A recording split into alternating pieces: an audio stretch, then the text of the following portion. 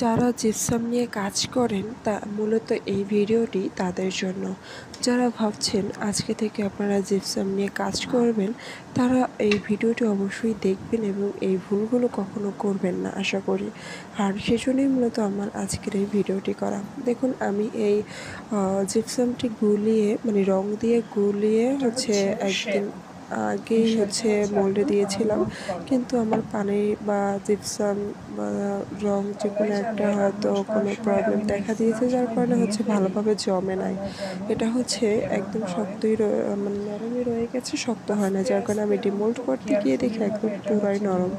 দেখুন, ওই যে এই শেলটা আমি ডিমোল্ড করতে গিয়ে দেখি যে একদম নরম। কি আর করার, কোনোভাবেই আমি চেষ্টা করে পারলাম না এটাকে ডিমোল্ড করতে, কারণ ডিমোল্ড করতে গেলে এটা ভেঙে যেত। আর এখানে যে কটা প্রোডাক্টই আছে মূলত সব কটা প্রোডাক্টই আমার নষ্ট হয়ে গিয়েছে, কারণ একসাথে গোলানোর পরে আমি সবগুলো মোল্ডে একই প্রোডাক্টে গেলেছিলাম, তো একটার সাথে আমার সবগুলোই নষ্ট হয়ে গিয়েছে। তো আপনারা কখনো এই ভুলটা করবেন না যে সবসময় মেজারমেন্ট ঠিক রেখে প্রোডাক্টটি গোলার চেষ্টা করবেন। আর এই যে দেখুন, আমি সাদা শুধু জিপসাম অ্যান্ড পানি দিয়ে যেটা গুলিয়েছি, এটা শক্ত হয়েছে। রং